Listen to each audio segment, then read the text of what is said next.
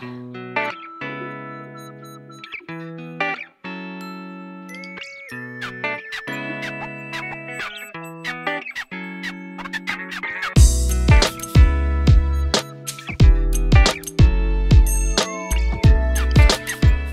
everyone, welcome to my new video series, a little about real estate.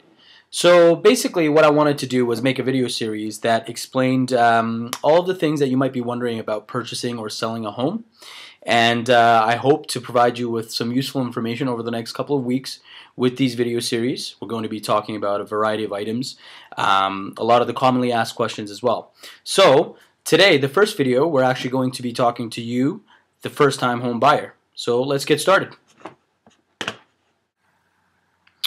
Buying a new home can be very daunting, and it can be a challenging experience for first-time buyers. Basically what I'm going to do is I'm going to answer some of your questions for you. Where do you get started? What are some of the steps in buying a new home? One of the things that no one ever tells you is how to buy a house. So I hope in the next little while I'm going to give you a very basic step-by-step process in buying a new home, and hope it will give you some clarification on what those steps are, and it will make your purchase decision much easier and the whole process a lot more comfortable for you as well. Okay, so when you're buying a house, a few questions you should be asking yourself. Are you ready? Are you willing? And are you able? Now what do those mean? Basically, am I ready for home ownership and all the responsibility that comes with it? Am I ready to take out a mortgage, property taxes, condo fees, maintenance costs? Am I financially stable enough to carry those above responsibilities? And do we have our finances worked out with a mortgage approval? Do you have your down payment, etc., etc., etc.? Excuse me. Am I willing to commit to home ownership?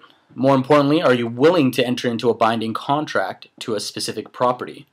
And again, finally, are you able? Meaning, are you able to perform under a contract to its financial obligations? So this basically is talking about mortgage approval again. You want to make sure before you start looking for a house, or especially before you actually write an offer on a home, that you are well approved for your finances before we do so. So now you've decided you are ready, willing, and able. What's next? These are some of the steps that basically will get you through the whole buying process. I'll go over them one by one in detail as well. So number 1, get approved. Number 2, hire a buyer's agent. Number 3, start your search. Number 4, make the offer on the home that you found. Number 5, conditions. Number 6, closing. Number 7, after service. Getting approved. In Canada, you will need a minimum of 5% down payment for your new home. Basically, finding an experienced mortgage broker should be able to get all of your finances sorted with your down payment and what your buying capabilities are. One note on pre-approvals, they are really no good. Basically, a pre-approval is somebody at the bank or your mortgage professional telling you, yep, based on your income that you've told me and based on a couple of other things, you know, they'll give you a number that they think you will be approved for. Really, when push comes to shove, those don't really mean anything, especially when it comes to actually putting that as a condition of sale. What's going to happen is that some things may come up later on when you don't have a commitment letter already that will hinder the actual sale, and that's just lining up for heartbreak. So make sure you get a commitment letter from the lender. The commitment letter will actually guarantee your mortgage for a specific period of time, which you can spend finding your home. Okay, now once we're ready to start, assuming that you've gotten pre-approval and your commitment letter from the lender, next step, hiring a buyer's agent. Now I'm going to do an entire new video on why you should have a buyer's agent. There are some very good reasons. I'm going to briefly go over some of them right now for you. First and foremost, your seller most likely will have an agent. So just on that alone, you should have somebody representing you as well. Especially on your first purchase, like I said, it can be very stressful. You want to make sure you have somebody that is experienced in your corner. Okay, it's free. My services to you and all of your buyer's agent services to you are completely free. The way that we would end up making a fee is that we take a portion of the commission that the seller's agent does when he sells the home. So all of our running around, all of our due diligence, everything for you doesn't cost you a penny. So it's really a no-brainer. Okay? Negotiating, we basically take all the heat for you. Sales history of the home, we can find out exactly what the house sold for prior. We can find out what the sale prices are. We'll be able to tell you exactly what kind of price that you're looking at in terms of making an offer, so you're not going too high or too low. Okay, due diligence, we'll make sure that you're well covered in your actual sale process as well, to make sure that we have protective mechanisms in there so you are well protected in going through this contractual obligation. Fiduciary duties. Basically what that means is that as your agent and as your sole agent, basically what that means is that all of your interests automatically become our interests. So everything that we do is in the best interest of you and your new purchase. Okay, and overall we will reduce a lot of the stress for you. So there's tons and tons of benefits of hiring a buyer's agent. Okay. So number 3, starting your search. So obviously you want to decide on an agent. Yours truly is always available for you, but if you have somebody that is recommended from your family and friends, definitely interview them and make sure you pick somebody that you get along with well and you connect on some level. Okay, buying a house is a very emotional decision. To make sure that you have somebody that you get along with is actually very, very important. Okay. So number 2, you want to make a list, a wish list of things that you must have, a wish list of things that you do not want. I guess that's not a wish list, but a list of items that you certainly don't want to have, complete deal breakers. It will really help you narrow down exactly what kind of house you're looking for, and it'll help you eliminate options later on when we're looking at house over house over house. Okay? Decide on a price range. Obviously, with your mortgage broker, they'll be able to tell you exactly what you have qualified for. One note on that, you always want to make sure in your financing, what you're approved for, you don't really want to be going for a home that is at your max level, because you always want to have a little bit left for your closing costs, which include lawyers' fees, which include sometimes taxes, moving fees, etc., etc. Okay? Time frame. Basically, you have to decide when you want to buy. Is it in the next 30 days, in the next 60 days, next 90 days? This will all affect how you approach the market with your agent. Okay? And also, keep an open mind. There are tons of properties out there that have a lot of potential, but sometimes these homes are, when you walk into them, they're in the right price range. Everything's right about them, but they have this crazy paint job that you're just not happy about. Remember, there are some things that on your list that's going to be absolute deal breakers, but some things you should be flexible on. So those are the things that are really going to help you in deciding on your future home. So you found the house and you are jumping in a field. That's how happy you are. What's next? So now you have to make the offer. A couple of things you need to know. What is the house actually worth and what should I offer? This is where your agent will really, really come in handy. They'll be able to tell you exactly what you should be going in at the offer, and also what the market will bear. Last thing you want to do is obviously offer too much, and also sometimes if you offer too low, you will not even get a response, and what's going to happen is that your dream home could potentially be scooped up right underneath your nose. Okay? What contracts and forms should I use, and how do I fill them out? Again, your agent will go over everything with you, basically filling out the forms, and he or she will also go over line by line with you if you wish to basically look at the contracts that we use. All the board contracts that we use for residential purchases are, there's nothing sinister in them. There's nothing in there that you really need to worry about, but we will go over line by line with you so you're completely comfortable with what you're signing and what kind of things you're putting in there. Which brings me to the next point, terms and conditions that you'll need to put in, and also the timeline which you need to place for each. So making an offer, a little side note here. You are required to provide a deposit dated the same day the purchase contract is written, meaning that your check actually must be dated the same day as the offer writing.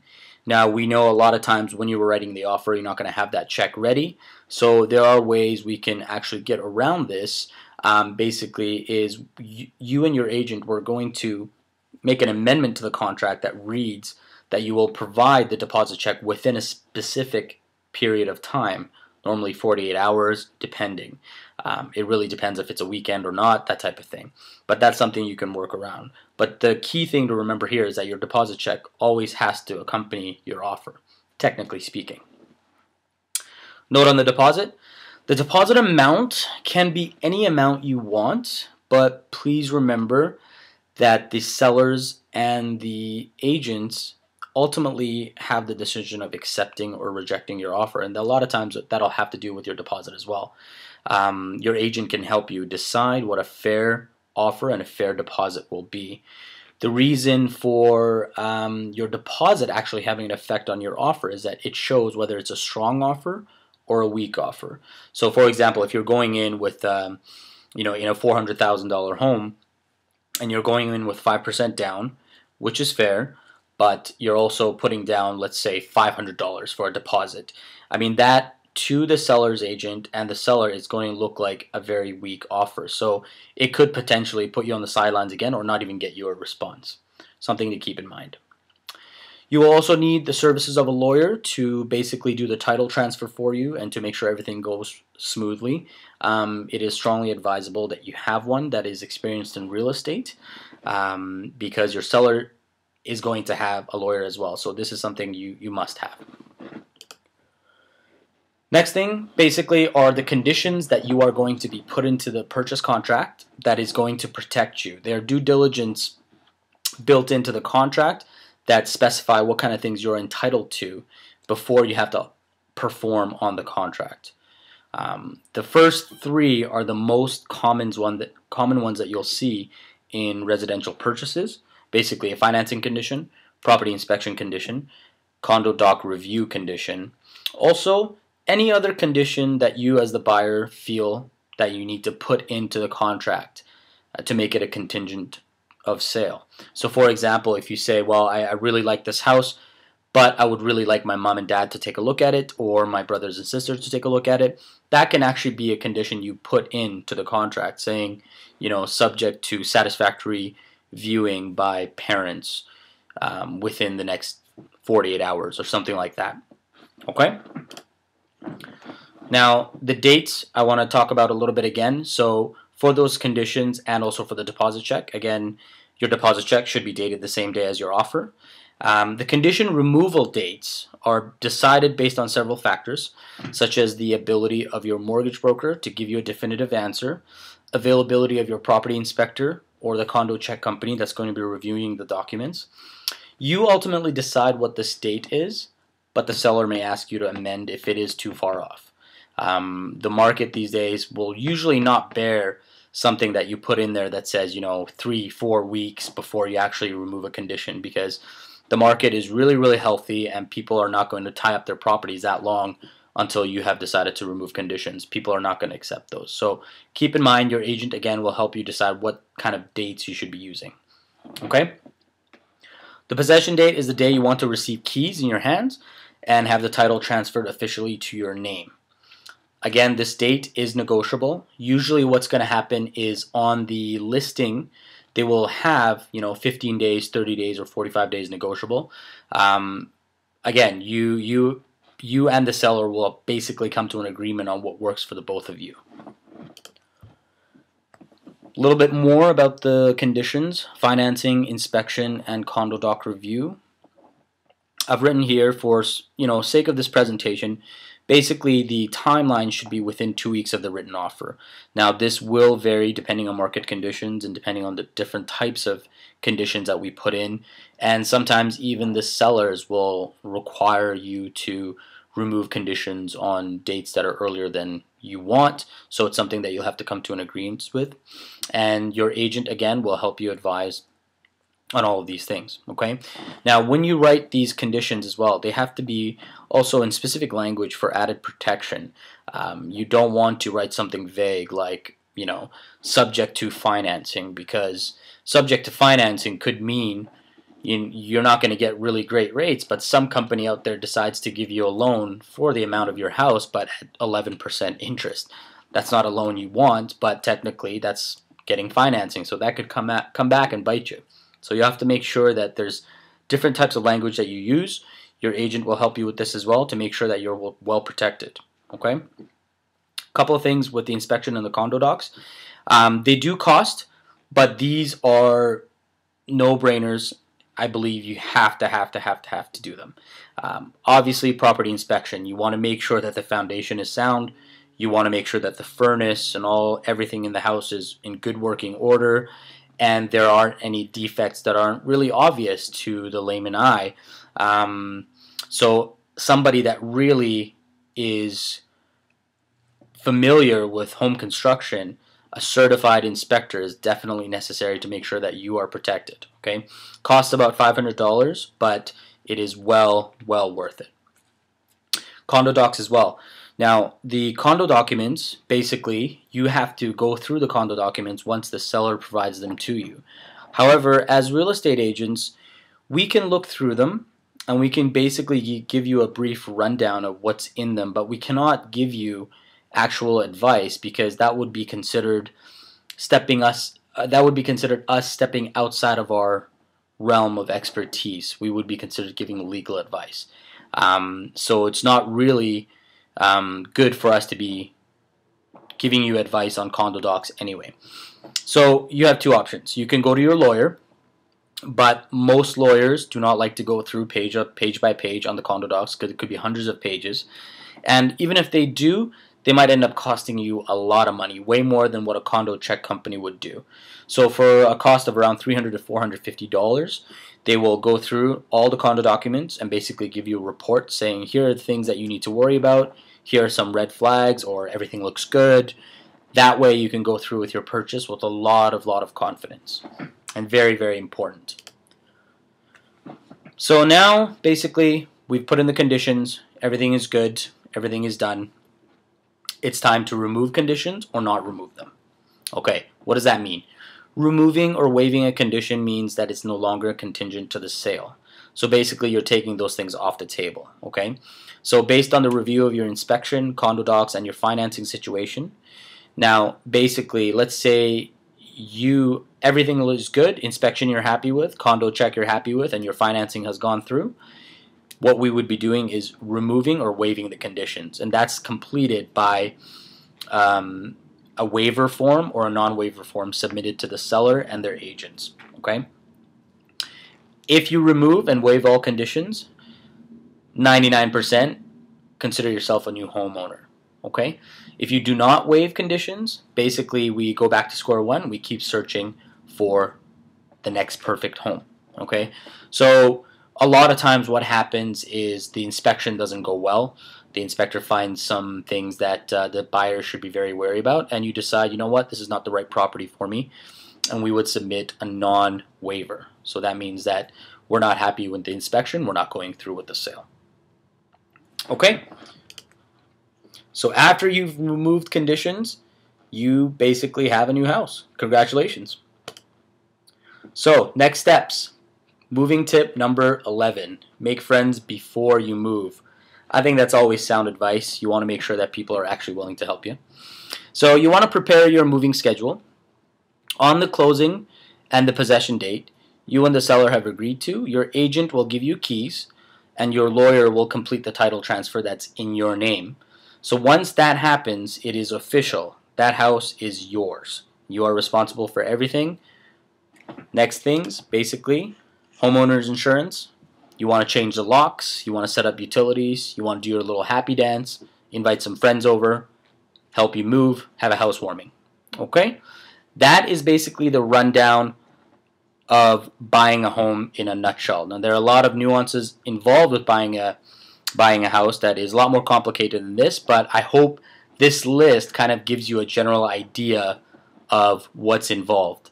I hope that was informative to you. One last thing, pro tip. Whoever your realtor is should always be available to you even after the sale. Okay, you might have a lot of follow-up questions. You might want to not know how to do something with this or that.